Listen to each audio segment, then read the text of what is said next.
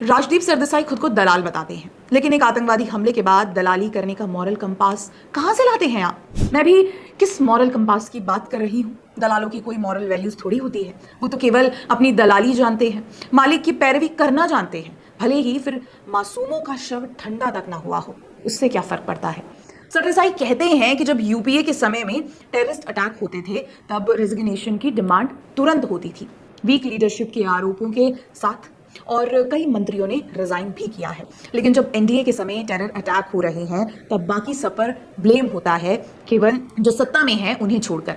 उनके कोई रेजिग्नेशन की डिमांड नहीं करता। फिर सरदेसाई कहते हैं कि हमें रिलीजन के नाम पर और बटना नहीं है, मैच्योर होकर जवाब देना है। Time for concrete action on ground. ठीक है, एक्शन तो लाजमी है, लेकिन मैं आती हूँ यूपीए एनडीए वाली बात पर, क्योंकि क्या है ना, आपको बात तो आखिर कांग्रेस की ही समझ आएगी, दलाली उनकी जो मिलती है। इनकी अक्ल का प्रमाण तो इतना है कि ये पार्लियामेंट अटैक के दौरान एक्साइटेड फील कर रहे थे। एक्साइटेड, अभी तो टेररिज्म ही आ गया होगा। यूपीए एनडीए इस्तीफे की बात करते हैं ना, चलिए एक एक करके आपके प्रोपेगेंडा की हवा निकालती हूँ।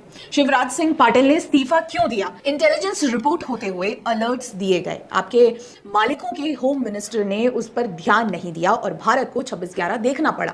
इतना ही नहीं, 3 महीने पहले सितंबर 2008 में जब दिल्ली में बम ब्लास्ट हुए तब शिवराज पाटिल मौके पर पहुंचे। 2 घंटे के समय के अंदर जब वे हॉस्पिटल और ब्लास्ट साइट विजिट कर रहे थे, उसमें 3 बार कपड़े बदलने का मौका मिल गया। क्या करें, टीवी और टीआरपी की भूख, टीवी पर अपने दलालों के लिए अच्छा भी तो दिखना है।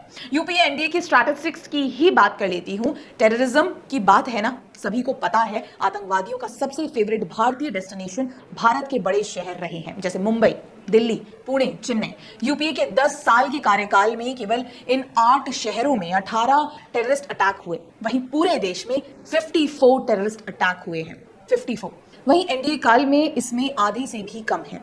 अटैक टू अटैक, इसका जवाब कैसे दिया गया? जवाब तो छोड़ ही दीजिए। 26/11 जैसे अटैक के बाद जहां आतंकवादी अजमल कसाब खुद बता रहा है कि वो पाकिस्तानी है, कांग्रेस के दिग्विजय सिंह जैसे नेता इसे भगवा आतंकवाद बता रहे थे और सरकार डोजियर खेल रही थी। क्या उखाड़ लिया डोजियर बनाकर? टेररिज्म को मुंह तोड़ जवाब मिल गया।